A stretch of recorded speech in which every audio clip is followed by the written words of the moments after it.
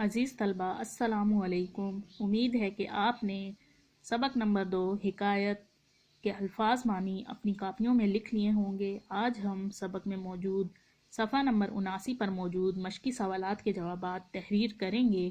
مشقی سوالات کے جوابات تحریر کرنے سے پہلے سبق کی دہرائی کر لیتے ہیں۔ عزیز طلبہ، اب آپ اپنی کتابوں میں موجود صفحہ نمبر 76 کھولیے۔ جیسا کہ ہم نے پڑھا تھا کہ حکایت وہ مختصر کہانی ہوتی ہے جس میں کوئی اخلاقی سبق موجود ہو۔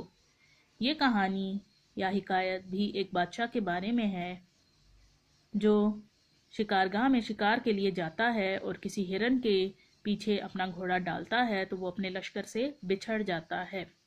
دھوپ بہت تیز ہوتی ہے اور بھوک اور پیاس کے مارے اس کا بہت برا حال ہو رہا ہوتا ہے کہ اسے جنگل میں کچھ دھبے دکھائی دیتے ہیں۔ وہ اپنے گھوڑے کی باگ ان دھبوں کی طرف موڑ لیتا ہے تو اسے 2-3 پھٹے پرانے خیمے نظر آتے ہیں۔ وہ ان کے قریب جا کر آواز دیتا ہے، کسی مہمان کی ضرورت ہے تو حاضر ہے۔ اندر سے بڑھیا نکل کر آتی ہے اور اسے اپنے خیمے میں آنے کی اجازت دے دیتی ہے۔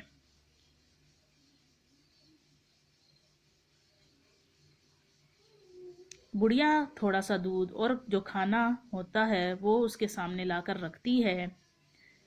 کھانے سے فارغ ہو کر کباد تھوڑی دیر آرام کرنے لگتا ہے تو اس کی آنکھ لگ جاتی ہے اور شام ہو جاتی ہے۔ رات کے اندھیرے میں وہ راستہ بھول جانے کے خوف سے وہ وہیں آرام کرنے کا سوچتا ہے۔ اتنے میں بڑھیا اپنی لڑکی کو یا بیٹی کو آواز دیتی ہے کہ گایوں کا دودھ دو لو تاکہ مہمان کی خاطر کی جائے۔ لڑکی کی عمر 12 برس ہوتی ہے۔ وہ بہت سمجھدار اور خوبصورت تھی۔ ماں کی بات سن کر وہ گایوں کے پاس گئی اور دودھ دوہنے لگی۔ شاید کباد نے کسی کو گائیں دوہتے نہ دیکھا تھا۔ دودھ کی مقدار اسے بہت زیادہ معلوم ہوئی تو اس پر تعجب ہوا۔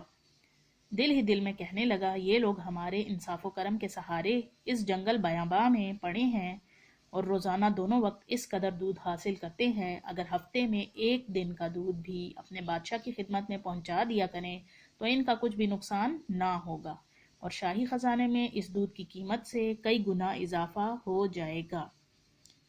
یہ سوچ کر اس نے فیصلہ کیا کہ شہر پہنچ کر اس قسم کا ایک حکم نافذ کروں گا جس کی روح سے ایک ہفتے میں 1 دن کا دودھ بادشاہ کا حصہ قرار پائے گا۔ صبح ہوئی تو ماں نے اپنی بیٹی کو جگا کر کہا کہ گائیں دوہ لو۔ لڑکی حسب معمول دودھ دوہنے لگی تو وہیں سے چلائی، اماں اماں اٹھو اور دعا کرو، ہمارے بادشاہ کی نیت میں فطور آ گیا ہے۔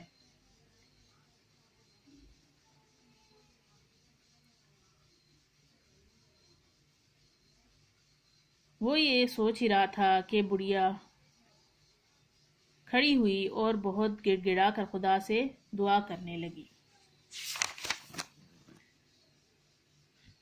جب وہ دعا سے فارغ ہوئی تو کباد نے پوچھا کہ تمہیں کس طرح معلوم ہوا کہ بادشاہ کی نیت میں فطور آ گیا ہے؟ اس نے جواب دیا کہ ہماری گائے روزانہ صبح کے وقت جتنا دودھ دیتی ہے آج اس سے بہت کم دودھ دیا۔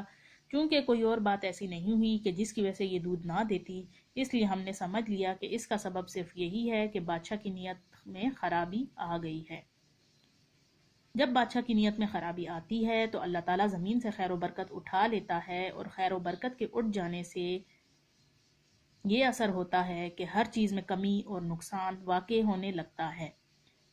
اسی طرح جب بادشاہ کی نیت نیک ہوتی ہے تو خدا زمین پر اتنی خیر و برکت نازل کرتا ہے کہ ہر چیز میں افراد اور فائدہ نظر آتا ہے۔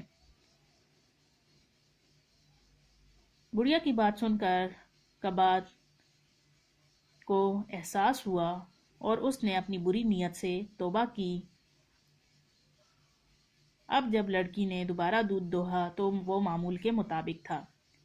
دوسری طرف بادشاہ کی نیت بخیر یعنی اچھی ہونے کا نتیجہ یہ نکلا کہ اسے نوشیروان کاسا بیٹا نصیب ہوا۔ نوشیروان ایک بادشاہ تھا، ایران کا بادشاہ، اور وہ بہت نیک ہمدرد اور دوسروں کا خیال رکھنے والا تھا۔ تو اس بادشاہ کو اللہ تعالیٰ نے نوشیروان کی طرح بیٹا نصیب کیا۔ عزیز طلبہ، اب آپ کتاب میں موجود صفحہ نمبر 79 کھولیے۔ سوال نمبر 1، قباد بادشاہ اپنے لشکر سے کیسے بچھڑ گیا؟ جی، جب وہ شکار کرنے کے لیے گیا تھا تو کیسے وہ بچھڑا اپنے لشکر سے؟ سوال نمبر 2، آپ کے خیال میں کیا بڑھیا اور اس کی بیٹی کو علم تھا کہ اجنبی مسافر بادشاہ ہے یا نہیں؟ سوال نمبر 3، لڑکی کو دودھ دوہتا دیکھ کر بادشاہ کو کیا خیال آیا؟ سوال نمبر 4، لڑکی کو بادشاہ کی نیت میں فطور آنے کا اندازہ کیسے ہوا؟ یعنی لڑکی کو بادشاہ کی نیت میں خرابی کا اندازہ کیسے ہوا؟ سوال نمبر 5، قباد بادشاہ کی توبہ کا کیا نتیجہ نکلا؟